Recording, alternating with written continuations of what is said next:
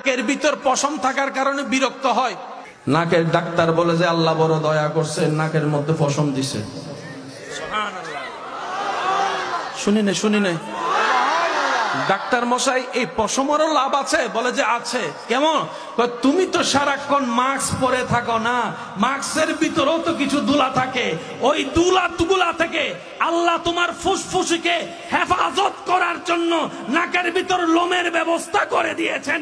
তাই তো নবী বলেছেন সকালে ঘুম থেকে উঠলেই আগে নাকটা ধুয়ে ফেলো। চিৎকার দিয়ে বলেন সুবহানাল্লাহ। বিজ্ঞানের সাথে, ডাক্তারের সাথে, ইসলামের সাথে বরাবর মিল।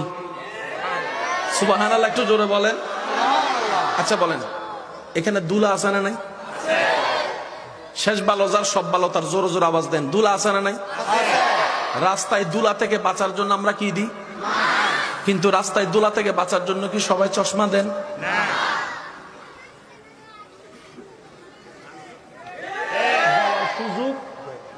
দুলা দুই প্রকার, একটা দেখা যায় আর একটা দেখা যায় না। এখানে দুলা আছে না নাই? এবার আপনি যে তাকায় আছেন, দুলা চোখে ঢুকতেছে কি ঢুকতেছে না? এতগুলা দুলা যদি এক মাস ঢুকে, চোখ তো শেষ।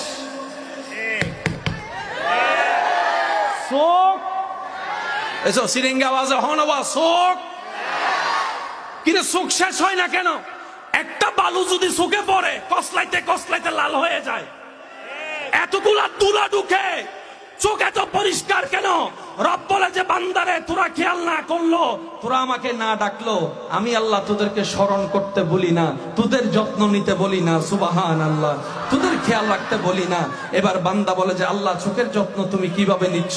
রব বলে যে সকালে ঘুম থেকে উঠার পরে তুই যে বাথরুমে ওয়াশরুমে গিয়ে মুখ ধৌত করস, কুলি করার পরে দেখোস চোখের কোণার মধ্যে কিছু ময়লা দেখা যায়, চোখের কোণার মধ্যে ময়লা দেখা যায়। সুবহানাল্লাহ, চোখের কোণার মধ্যে ময়লা দেখা যায়।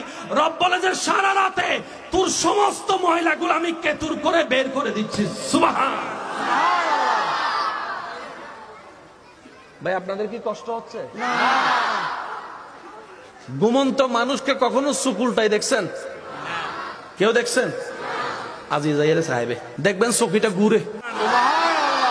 খাবার দুই প্রকার, একটা পেটের, একটা অন্তরের।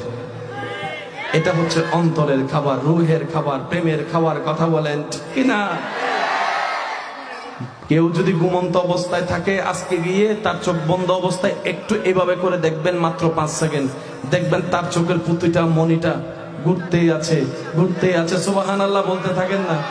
আপনি জাগ্রত অবস্থায় কখনো চোখের মনি গুনাতে পারবেন না, মিনিটের পর মিনিট।